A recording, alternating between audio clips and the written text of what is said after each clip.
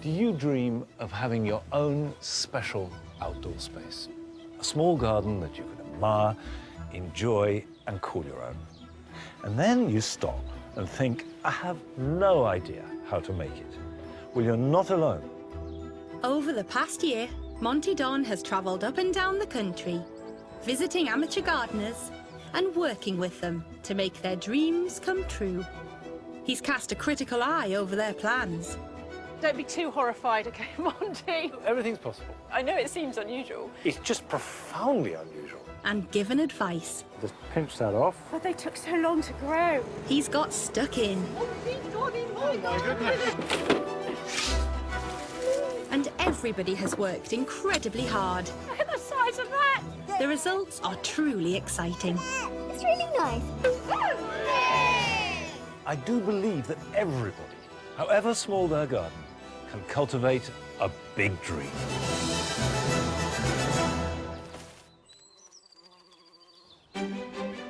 This time, Monty is meeting two sets of amateur gardeners who have high hopes for their own back gardens. I know nothing about woodlands, I know nothing about trees. We've never done anything like this before, and we probably won't do anything like this again. Please. From a wild wasteland He's on a warpath. What have I done? Were you angry this morning?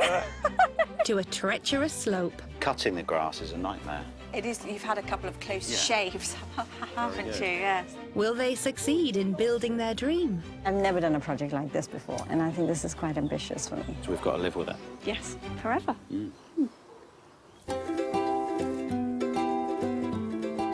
Our first garden is in Salisbury, Wiltshire. Owners Glenn and Zoe fell in love with the spectacular views and snapped it up 8 months ago. It's our first house together, so it's the house that we're hopefully is going to grow with us. But at the moment, the garden is completely unusable. It slopes one way and it also slopes sideways, so it kind of dips down in one corner. There's very little level ground there. There's a series of steps that are too small for you to walk safely down. And it's not particularly nice to look at either, I don't think.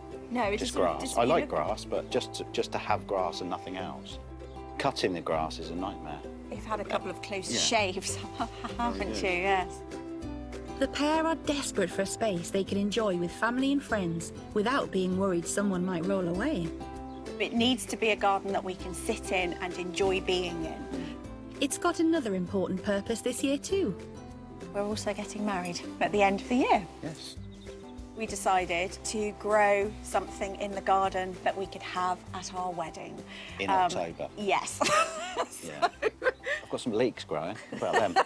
They'll do, won't they? Our second garden belongs to Nigat.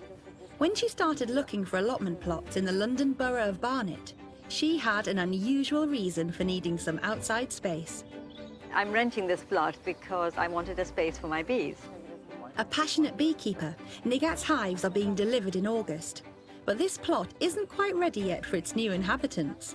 It's very pretty to look at, but it's completely overgrown with weeds. The trees have overgrown. For 30 years, nobody has been looking after it.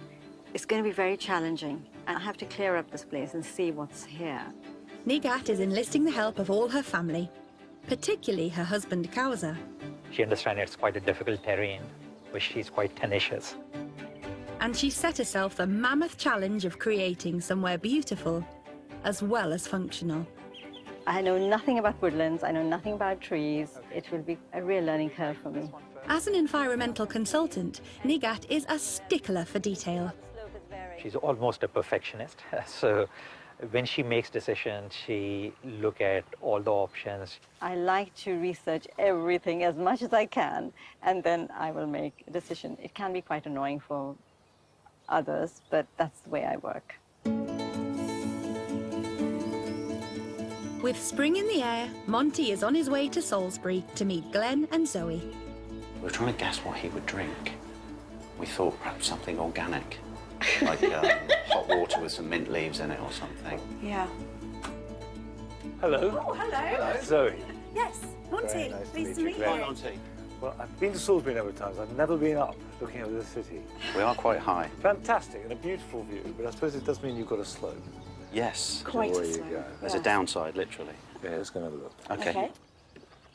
Right, I see. So you've got a steep slope. Yes. Quite a big flat area, though, at the top. And I guess these trees shaded out. Do they completely shade it? Not really, no. I would say about half to 3/4. Can I go down the bottom and look back up from the top so I can get a feel Yeah, of it? do.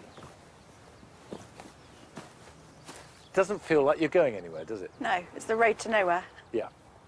To make a small garden work, you have to be ruthless about what you leave out, Right. not what you put in. Okay, And actually, the more you leave out, usually the better it is. right. You just can't have the garden of your dreams because it's not big enough to take them. But you can have a dream garden. There is a difference between the two. We've also got a deadline that we've set ourselves in that we're both getting married To each other, I hope. to each Yes, other. yes. Yes, thank you. that's the plan. In the autumn, and so we've got the impetus to try and produce something, whatever that might be. What is the date? 24th of October. Right. Yeah. Intrigued by the challenge, Monty is keen to look at Glenn and Zoe's plan. The pair want to keep the existing patio area at the top of the garden. They wish to extend the existing path until it curves around the garden to a raised decking area. They intend to create a further seating area at the opposite corner of the garden. They would like to use the bottom section of the garden for shade-loving plants and create more planting pockets at the top of the garden. My initial reaction is that it's not ambitious enough. You've drawn your blank canvas, then you've put on the wall where it is, you've put on the path where it is. Part of our problem is that whilst we were going with the existing steps to take us down the garden, well, where are we going when we get down there? And there is nowhere except the corner of... I really think, from a garden design point of view, that this is really bad design. Because it doesn't take you anywhere. No. This is true. It's done because it's the easiest way to traverse a slope. Yeah. For what it's worth, I think you should jettison this path and everything that to do with it. Okay. It's a road to nowhere. I would make this into two distinct terraces with a wall supporting them, parallel to the house. The steps down I'd take from the terrace. At the moment, it's the first time we've thought of having straight lines in the garden. No, that's something I never would have thought of, No, though. I Which I is, suppose I don't know we've- why. I don't know. I'm quite surprised, actually, because I didn't think that... I don't know, why didn't we think of it? I think it would create more planting. Definitely. You definitely would have more planting. Definitely. You'd have a lot more planting. This top terrace has plenty of sunlight. Not at all Yeah, it does. difficult. The mood, you know, it could be subtle, it could be soft, it could be really strong. Yes. Down the bottom, you'd have a much more sophisticated blend of plants, which is essentially a woodland, Right. because they're in semi-shade. Yeah. What's your budget? Well, we had a budget and we've kind of doubled it, I think, just in case. So it's £2,000. Right. You'll spend 2,000. Yeah. Monty's idea involves keeping the existing patio area and losing all the grass in the garden. He suggests building two separate terraces with a path running straight down the middle, losing the decking at the bottom to allow more opportunity for extending the shady plants into a woodland area, and filling both terraces with lots of curvy, sinuous planting to create interest when looking down from the top of the slope. This garden gets 10 out of 10 for being problematic. It's small, it's shady, it's on a very steep slope, and the soil is really bad. However, it's a lovely site, got a great view, and I think one could make it good, but not using anything that's here. For Monty to come in and say, get rid of all the grass, that's stunning. I would scrap the lot. Be radical. Start again. This is our one main chance, and if Yeah. we don't take full advantage of Monty being here with us this summer, we're never going to do it. And we need to be happy with it Yeah, absolutely. because we've got to live with it. Yes, forever.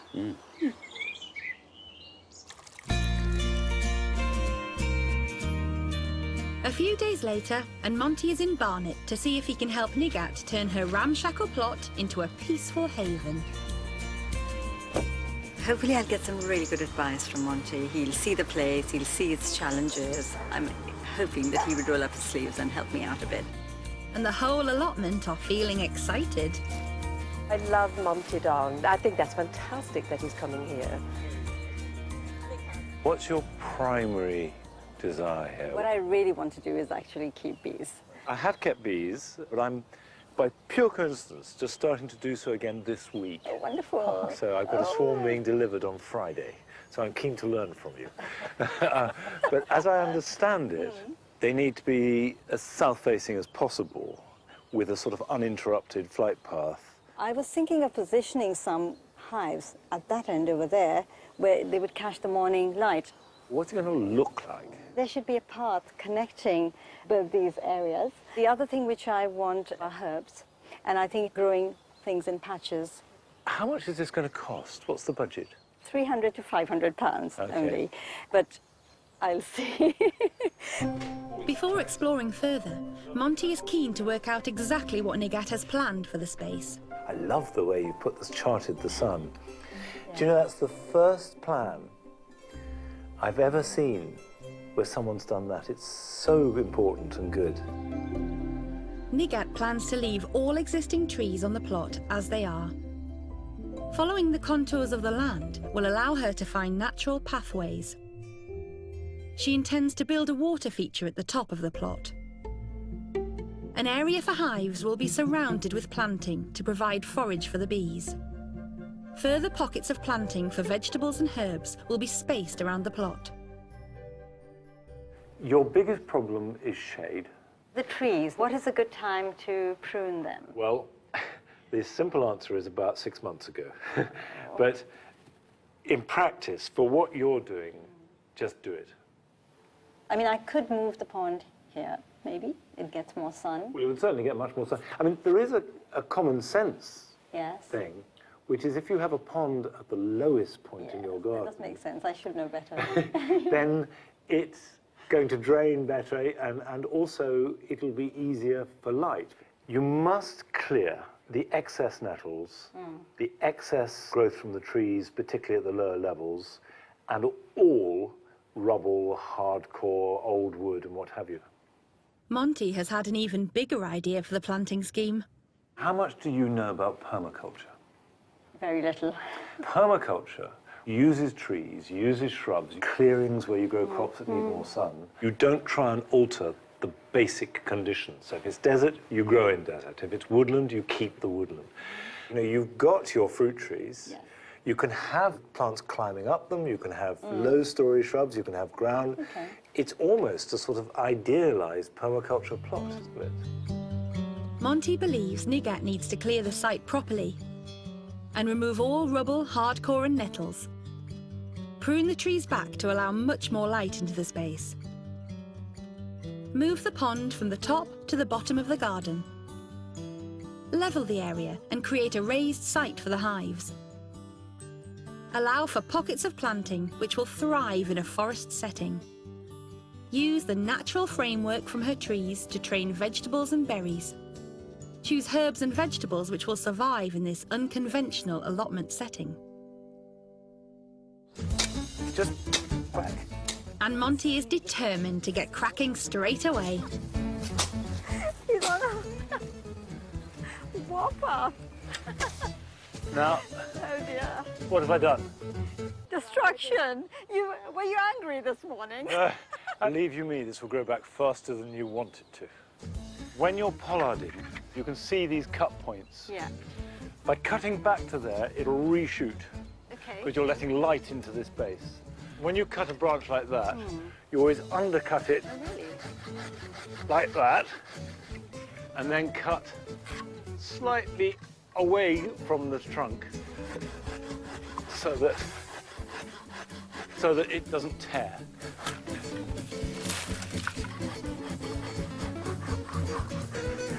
There we go. See, now light comes in here, and this is a circle of light now. Yes. When I come back, you should have everything you want cleared. Okay. And then we can think about planting or maybe making the pond, or whatever it is. I'm very aware that I seem like this terrible brute. He's just destroyed the place. But unless Nigat really gets stuck in and deals with the problems on the ground, her lovely plans won't come to fruition. One of the good things is that I can see how I can position my beehives and what will be a good space to keep them in. A little bit of applied brutality may be exactly what she needs now. Tough advice from Monty. Will Nigat be able to pick up where he's left off? Back in Salisbury, Glenn and Zoe have had to do some rethinking since their favourite gardener left. Monty's suggested plan involved building 2 terraces with a path straight down the middle. I really was uncomfortable with that because it was too boring. So we've taken part of his suggestion, but we've added to it. Instead of having 2 sections that were going to be symmetrical and exactly the same, we've made a little path that sort of kinks off dog legs in an angle so that it just adds a little bit more interest. For the terrace, we're going to use wood blocks built with a peg system, and they're relatively easy to put together. Once you've got them level and square, it's just like a big Lego set made of wood. I think it's here. Ooh, crikey. Ooh! I'm too excited. Oh, crumbs. He's got a break on that.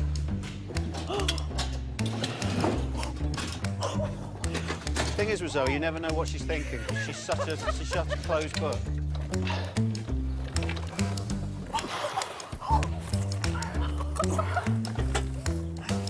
Now all they need to do is to work out how to build them. So the peg would go in from that side. There was some. It'll all become clear when we build it. So this is the whole thing. Yeah. Meanwhile, in Barnet, Nigat's got her friends and family on hand to help get her site ready for the bees.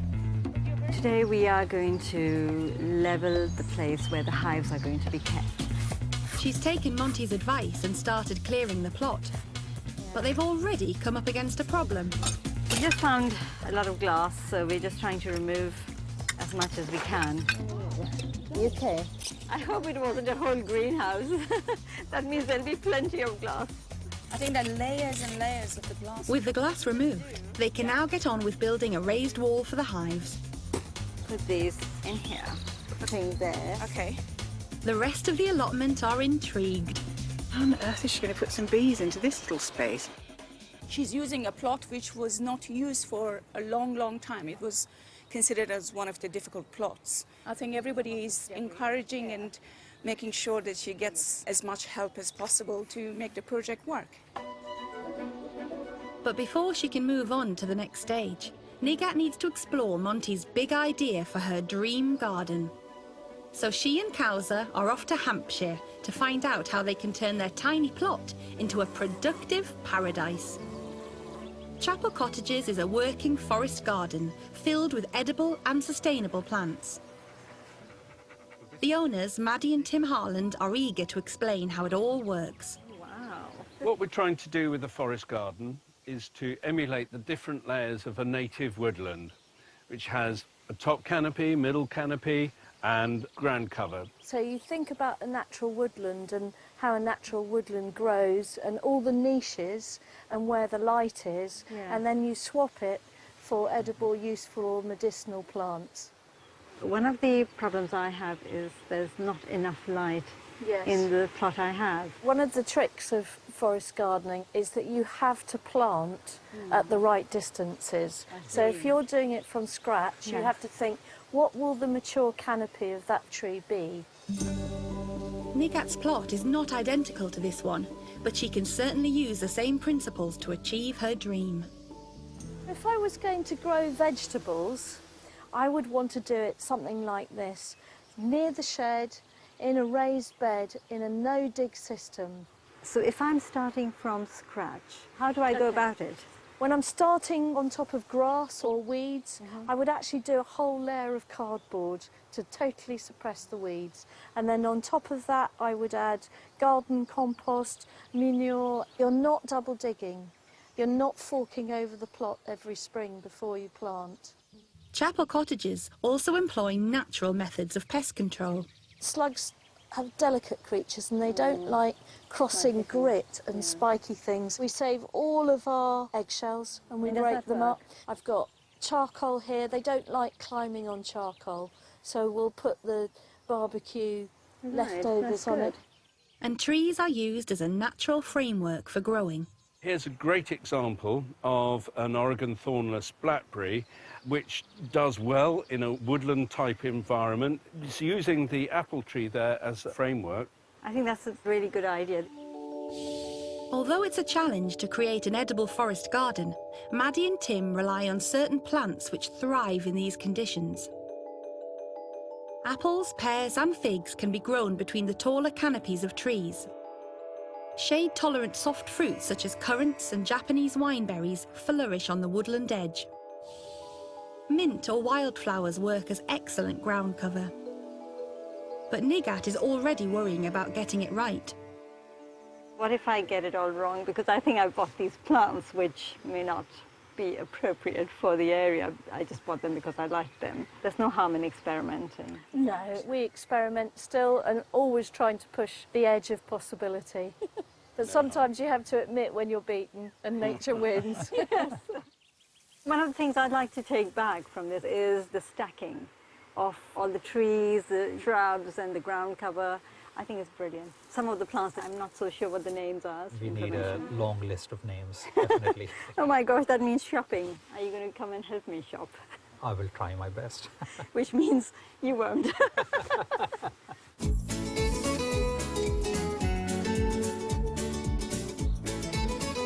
Since Monty's last trip to Salisbury 2 months ago, Glenn and Zoe have radically changed their design. They now intend to build 2 terraces, with steps down the side leading to a woodland area. And they've already started the groundwork. It's like a builder's archaeological dig, isn't it? If we take that, Okay. take your pick. Take your pick. Glenn and Zoe's garden is such an extreme site that the critical thing was that they acknowledged that and used it to their advantage. Today, I want to see them tackle the site. Until they've got their groundwork sorted, nothing else can really happen at all. I honestly have no idea what he's going to think. He might be appalled. He'll love it. He'll love it. You reckon? Yeah, he will. Yeah? Yeah, Okay. I'll say it's fantastic, Glenn. Yeah, let me And get Zoe. at it and let me help you dig it all out right Yeah, now. yeah. Yeah. Is this to do with the garden or the house? It's to do with the garden, and it's going to be our terrace walls. Really? Yeah, our 2 And terrace how walls. does that work? It fits together very nicely with a peg and block system. To make a wooden wall? Yeah, yeah. Very good. Have you used it before? I've seen it before, Right. and I've had a little practice, but I've not used it before. Well, I've not even seen it before, Oh, so I'm right. intrigued. Right, let's go and have a look at that. Okay, good. Oh, you've been busy. Yes. Oh, yes. Yes. What we've decided to do, when we first heard the word terracing, we just think of 2 straight banks of brick or blocks or sleepers. But we wanted to put this little kick in the path, just so that when you look down the path, you can't see the end of it. No, nice. Well, I like it. And I like the fact that you've arrived at it. Mm. Because it's very different to what you originally intended. Oh, yeah, definitely. Hugely. Yeah.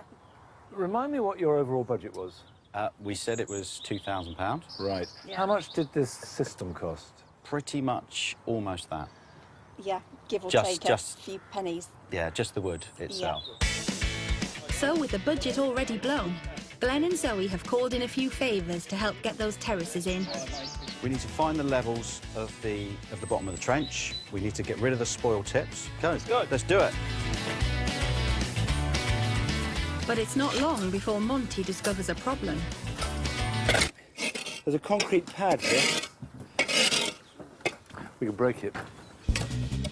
Yeah.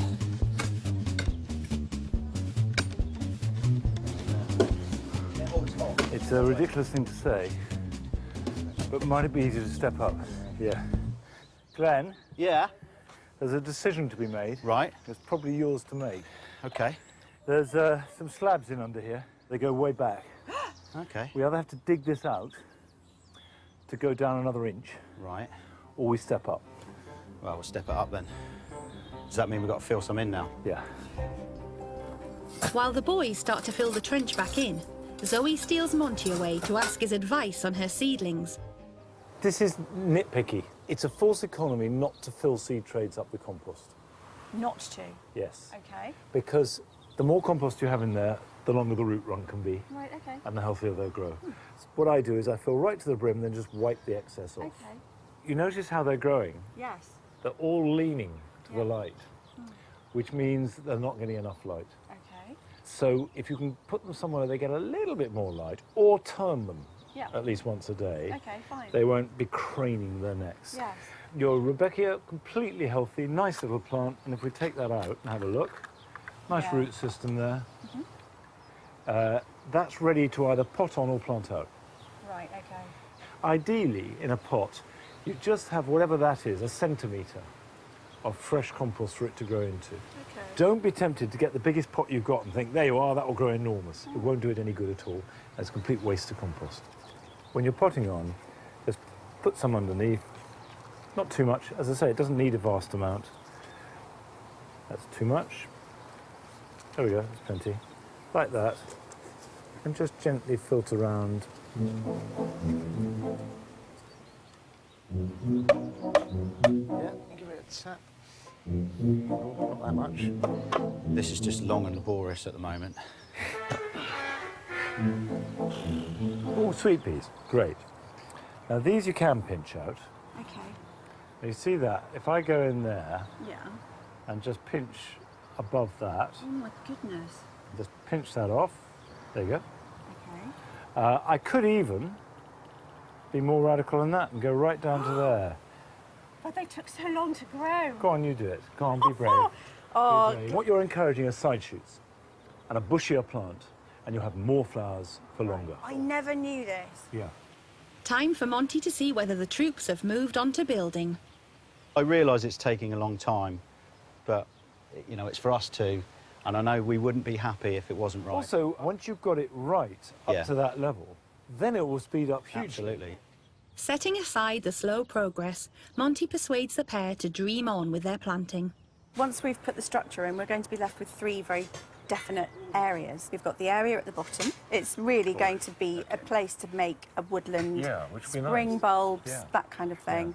We'd like a sort of cottage garden, rambling, chock full, but to be able to intermingle vegetables in amongst that as well. And then the last one? A grassy prairie level. God. Sucks teeth in amazement. Well, in my opinion, you've got one too many elements there. Right. My advice would be at this stage to drop one of those three themes because you don't have a big enough garden. They would fight each other. I think your advice makes sense, Monty. That's twice Monty has told them to change their plans. Will they listen this time? I love this garden because it's got real ambition, and that's always exciting. But I can see today that Glenn is disappointed, partly because this system he's bought into is proving quite tricky to set up, and partly because I think he wanted to show me that it would work and we'd get more done. The actual building of the garden has gone very slow, very frustrating. I mean, still a lot more work to do, but I'm sure Glenn will get there on his own. Now, the critical thing is, how will they put it together so that they don't try and just cram it full of plants? It's time for Monty to return to Barnet to see if Nigat has come any closer to creating a sanctuary for her bees. Since his last trip, Nigat has cleared the site and moved the pond. Inspired by her trip to Chapel Cottages, she has also started designing a forest garden. When I was last here, I left fascinated by what Nigat was attempting to do, because make no bones about this, it's really difficult transforming a horribly overgrown site and all kinds of rubbish in the ground into an allotment. I've dug a pond, which is more like a trap, and he may have some opinions about that. There was going to be an awful lot of physical work, and some of it quite tricky. So I'm not sure what I'm going to find. This is still my dream garden. I'm really, really excited about what potential it holds. And I hope Monty can come and throw more light and help me on the way. Today, Nigat has got her daughter, Abia, with her. Oh, I see that started to reshoot. I remember hacking away at that. Yes, it grows really fast. And Really big roots. you've pruned this elder beautifully. Well, I got some help. We took a lot of time over it because we wanted to make sure it had a nice character. I'm not quite sure what you do want to do in terms of planting. I'm not sure, and I'm hoping you can... Okay, right, so let's try and find some answers. Determined to help Nigat decide, Monty explores what's already growing in the garden. Oh, you've got lots here. Okay, yeah. It's a bit rough. What is this on the ground? It's all over the place. Do you like it? Yes, it's nice, but it seems very invasive. I'm thinking of taking it on the other side, but I'm not... No, don't take it anywhere. No? It's ground elder. Okay. One of the most invasive weeds you can have in a garden. I get more letters on how to get rid of this plant than almost anything else. To get rid of it, you'd have to dig it all out. And because you've got trees and shrubs, the roots will be entwined in the roots of those, and you won't get rid of it. I would suggest keeping it and growing into it. Monty looks for more clues in the herbs. Over there, we've got some oregano and thyme, and I love this one. Basil. Which yes, and it's cinnamon basil. Basil is a tropical plant. I know. So they like hot, rich, fairly damp. Oops. And they are completely tender. They will not survive any frost at all. Really? So if you plant them outside, that's absolutely fine, but they'll just die as soon as there's a touch of frost, black, over. Really? I mean, you've got, with great respect, quite a curious mixture of plants there. Your Louisia, you've got hostas. Monty has spotted a major problem. So far, there isn't much for the poor old bees. So let me just be clear about what you need. You're looking for a succession of flowers for your bees from early spring right through. Yes. You want plants for shade. You want some herbs. Yes. You want some sunny plants. There's only one thing for it. I think we should do some shopping. We owe it to ourselves and the site. Right. So instead of taking her husband Kowser shopping, Nigat is going with the nation's favourite gardener. What do you think of this? This is a paracantha, farthorn. And you can see that it's got these mass of small white flowers. Yes. And bees love them. Yes, they do. I can see a lot of them. Yeah. I would have thought for you it was a really good plant, and I would strongly recommend. And how do I know about the health of the plant? I mean, Well, is it good? you look at the plant. Does it look healthy? Yeah. Just your eye, just straight away. To me, this looks like a perfectly healthy plant. And then the next thing I would do, and I think you should do it, is turn it upside down and take it out the pot. Really? If it falls apart, Yes. it means it hasn't been in the pot long enough for the roots to fill it up. Right. And that is a very healthy plant. You can see the roots have reached the outside. It's not pot-bound. Yes. I would say an extremely well-looked-after, healthy plant. Okay. But Nigat is struggling to decide. Do you want both? Bees would thank you. Maybe I'd take, but I'm undecided. Why don't you take both? Okay. Remember, we're buying flowers for spring. Yes. Quite deliberately. Yes, yes. So this is a spring flowering plant. Absolutely, yeah. Okay, let's put that in. And I can't tempt you to go for that one as well. I could take it. Go on. You can never have too many plants in this life. I have to look after them. All right. Ah, now here we go, gooseberries. Okay. Gooseberries and red currants, I would strongly recommend. The last thing you want is inward growing growth. You want outward growing growth. So this has been pruned almost exactly wrong. So it's been pruned and just above a bud that's growing inwards, whereas actually that should be going the opposite direction. In fact, none of these have been pruned well. Invicta's good. Invicta's good. I grow Invicta. Are they for dessert? No, Invicta is a cooking one. Gooseberry fool, gooseberry pie, gooseberry jam, gooseberry crumble. There is no way of eating a gooseberry that isn't a divine experience. Looks like you're getting some gooseberries then, Nigat. On to the herbs. Little group of oregano there. Do you want that? Okay. How many do you want? Do you want more than one? Maybe we'll just go for a few. Good. 3. Good. Should we go for 3? I'd go for 10 myself. 'Cause I'm that kind of guy. And what about rosemary? I have one rosemary, so Yeah, maybe one one more. rosemary is nothing. Okay, let's put another one in. There. No, come on, get more. You need, because you want lots of flowers and you want great bushes of rosemary. Then it grows too big. Just one more. Looks like Nigat is as reluctant as her husband when it comes to shopping. Time? I love this. I'll have a few. What do you call a few? 15? It says here you get 10 for 15 quid, so we want to buy at least 10. All right. Let's get more of this and more of the Corsican ring. Okay?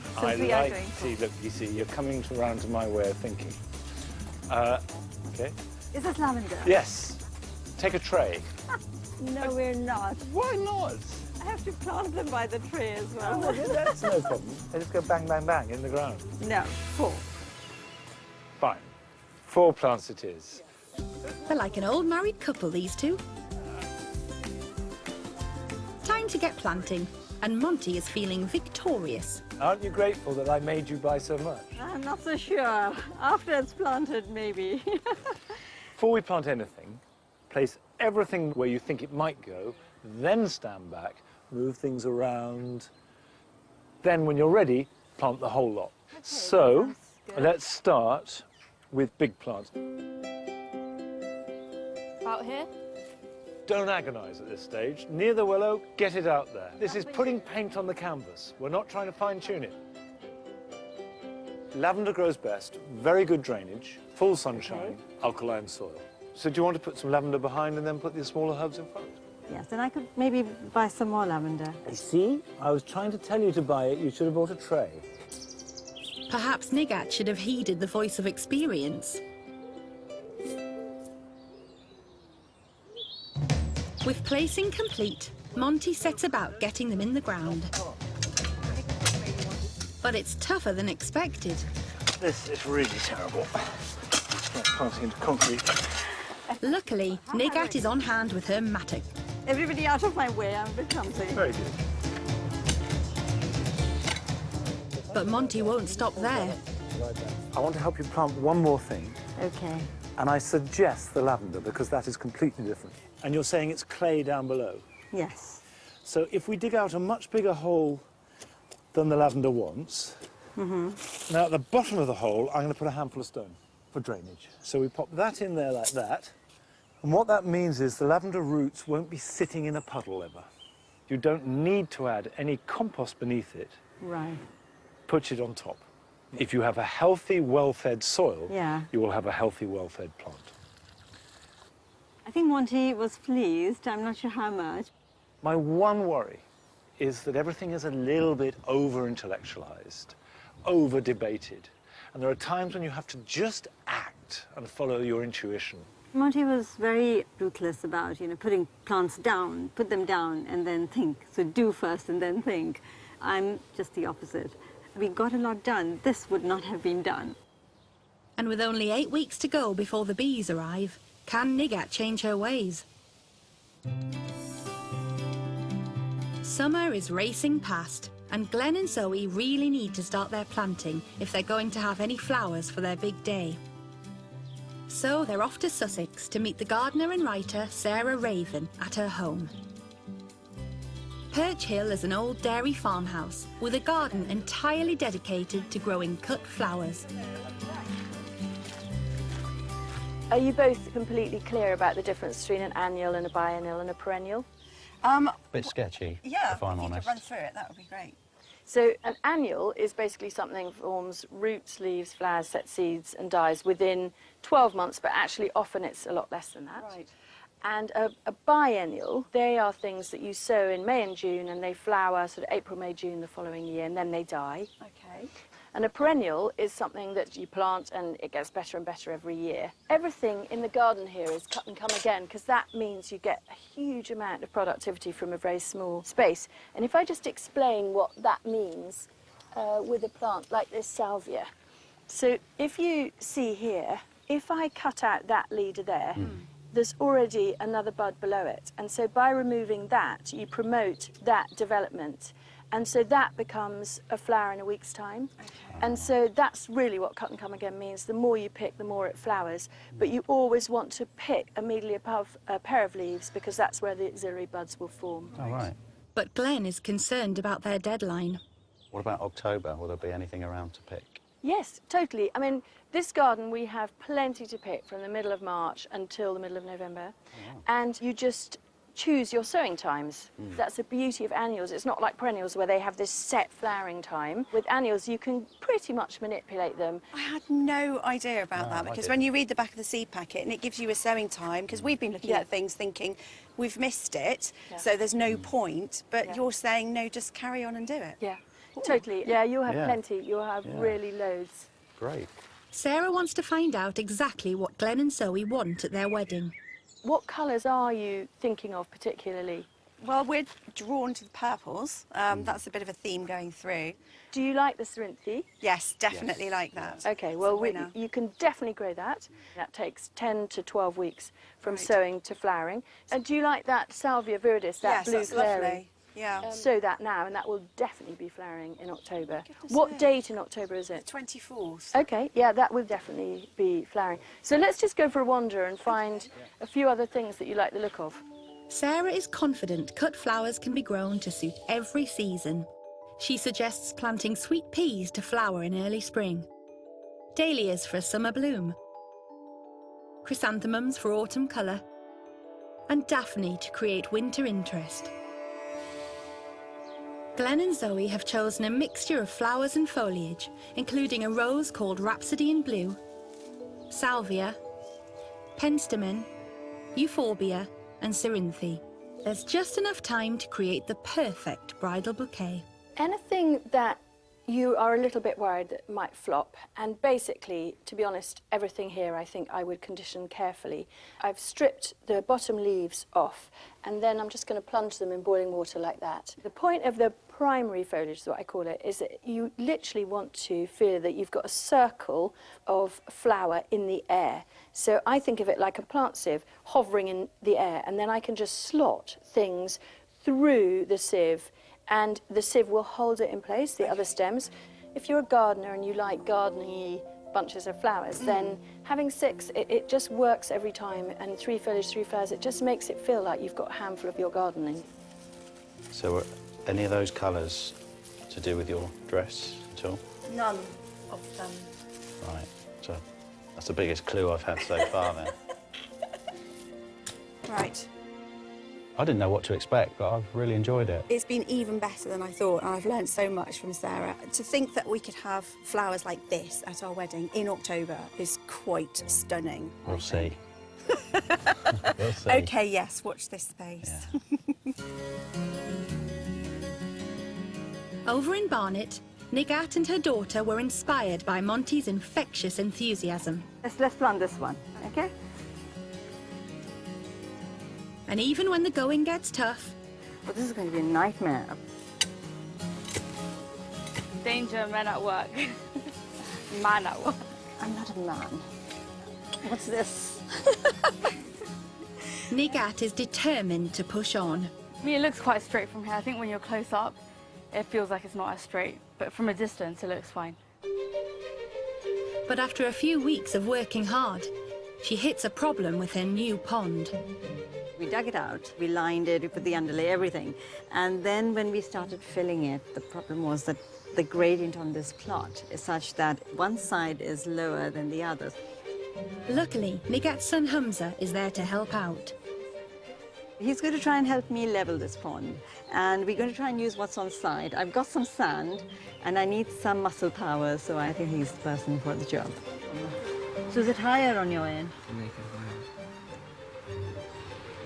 Oh my, we need more. Do you think it should go all the way? Should be fine over here. Shall we check? I've never done a project like this before. I've never made a pond. I've never had an allotment plot before, and I think this is quite ambitious for me. Let's just bring all of them and circle them all the way around here. And then we'll see what happens. Do you think we should use this? Just maybe to make it smoother on this side? Is Nigat dithering over her decisions? I think I'm not that fussy about things, but sometimes other people think differently. Finally, between the two of them, they manage to level the pond. She's really passionate about this place. She's worked hard to try and renovate, just completely change this place from what it was. But perhaps Nigat has slipped back into deliberating rather than doing. I usually plan that I will achieve 3 tasks, and in the end I have only achieved 1 at the end of the day, so obviously something's not quite right. In Salisbury, Glenn and Zoe have finally nearly finished the terracing. I knew this would happen. This whole devastation area that we've created, and you think, oh, what have we done? We have to go forwards. Because we can't put it back how it was. After meeting Sarah Raven, they have also completely rethought their planting plan. When she showed us how to make the beautiful bouquet, it was just it's a moment. It really was. I secretly wanted to go. Why didn't you say? I wasn't brave enough. I'll do it in private. Okay. You need to actually plant something first, I'm afraid, Glenn. Our task today is to move everything down onto the beds and place it all out and have a play with layouts. We've got a range of things, so we've got some perennials, but we've got some annuals as well. I think we need to put in the single plants first, and then work the duplicates in around them. Zoe has taken on board all of Monty's advice this time and removed the prairie level. Since talking to Monty, I think it's made us more aware that there'd be a better flow through the garden if the same thing was happening in both beds. But by controlling the colour, I think I've clawed back a bit of my original idea in that I wanted a different feel. I'm just thinking there. Yeah. There's nothing in it, really. You're just moving it 2 feet to the right, but... I'm moving it almost where it was. Yes. I think having it another couple of feet nearer the path won't make a huge amount of difference. No. Unless we put it on this corner. Go on then, give it a move. Oh, this is going to get annoying, isn't it? Quite quickly. What do you mean going to? It could go here. There, or do you want it? No, I don't want it there. Oh, that was Because decisive. then it's in a row, and I don't... You don't want rows? No, don't want rows. My bit's worked out okay. Yeah. But if the plants don't work out, then it's your fault. Right, no pressure then. Now, you two. I mean, there's no logic to where I just put that. Some of them are easy to place, but some of them are just like, oh, pick a space. Yeah, but these are the single ones, aren't they? At this rate, you won't have anything in the ground, let alone at your wedding. What do you think? It's a good start. If yeah, nothing else. I'm not It's a good start. 100% convinced, but that's annoying me now, Well, don't we I? can move it. We can move it. Even the crows are laughing at you. See?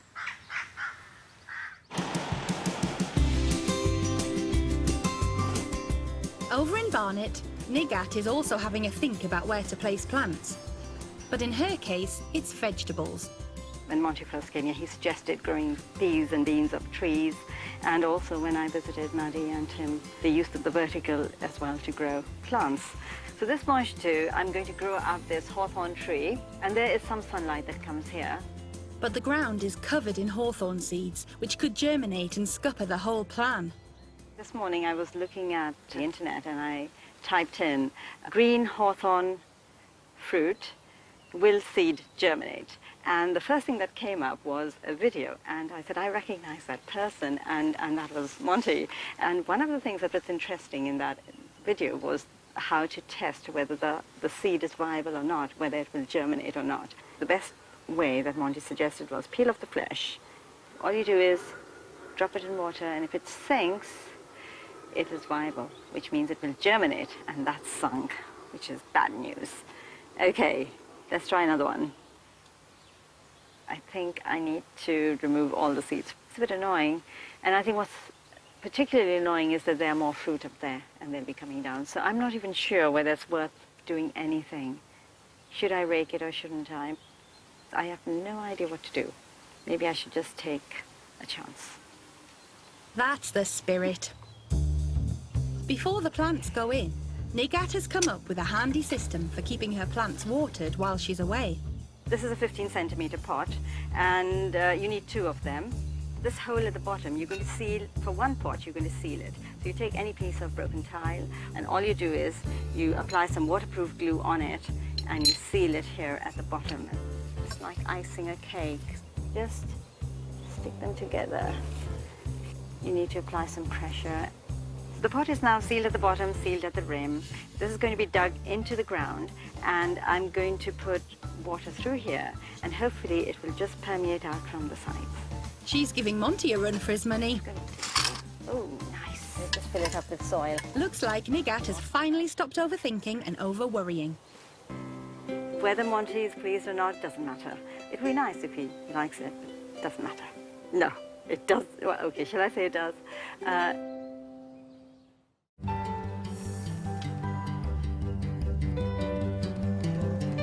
It's a big day in Barnet.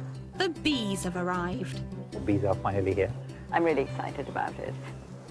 They are agitated when you move them, so what I'm going to do is place them in the final position where I want them to be, and then I'll open the foam which is in front so they can fly out. But the next hive isn't as happy. The colony is a bit livelier. They're not happy at all. They're buzzing away at the back. Time to see if Nigat has done enough for the bees to stay. So the bees are now trying to orient themselves. They're flying all over the place. They're mapping. This is great because they're now trying to establish their bearings. Success.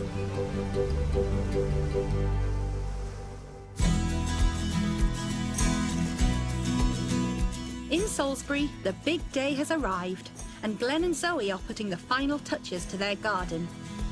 We've never done anything like this before, and we probably won't do anything like this again. Please. It wouldn't have happened if we hadn't met Monty.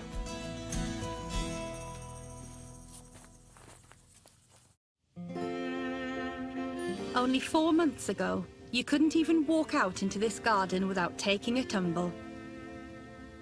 Now, it has been completely transformed. Wow, look at this.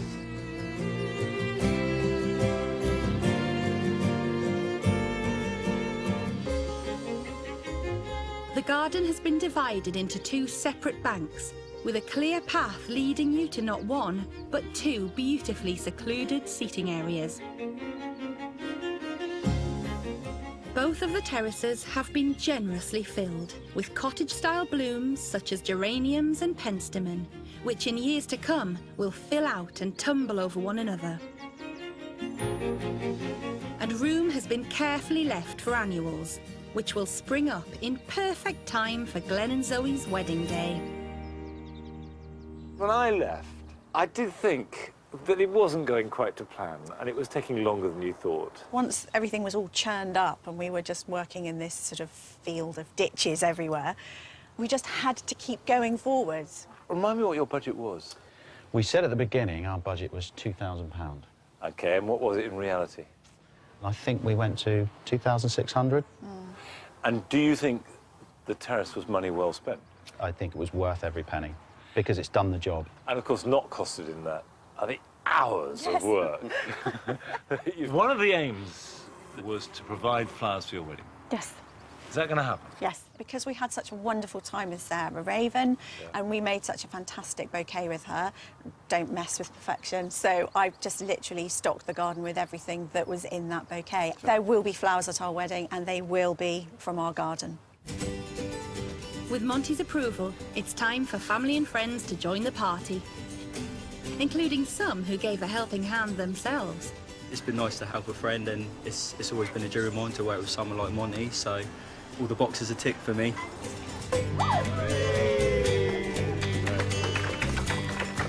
To Glenn and Zoe and the garden, and long may it thrive and prosper. For the garden. I didn't know that they were going to do this much. I thought they were just going to maybe put in a couple of steps or something, but they completely transformed the garden. Yeah. Of course, I'm impressed by what's been achieved here. A really tricky space has been transformed, and now it's a workable and lovely garden. For him to see our garden and for him to be genuinely surprised, maybe impressed. He said he was, so... Yes, yeah. It was the icing on the cake, really, wasn't it?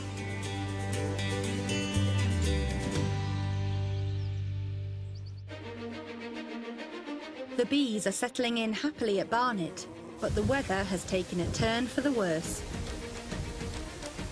I've got a lot to do. It's raining, it's not the best time to do these things. I've got a few plants to put in, I've got to tidy up, there's dead grass over here and a lot of rubbish lying around.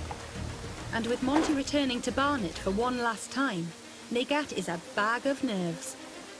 I need to get on with it. Quickly. I thought it was very brave of Nigat to take on this allotment site because it was completely overgrown and there were trees and bushes everywhere, let alone all the rubbish and the weeds. But the success of this has to be measured by productivity. This is an allotment, and all the theories of forest gardening and what have you don't matter if it's not working. Hello. Hello, Monty. How are you? Good to see you again. Very well. It's lovely to be here. And this is looking enchanting. When Nigat found this plot 4 months ago, it was a wilderness of nettles and rubble. Now it is completely unrecognisable.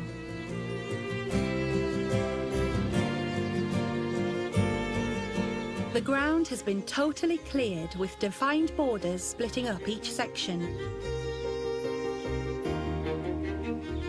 Beehives sit happily on a level area surrounded by lush planting. A pond provides water for the bees and interest for local wildlife. Vegetables and herbs, such as chili peppers and oregano, have been planted to complement one another in this woodland glade.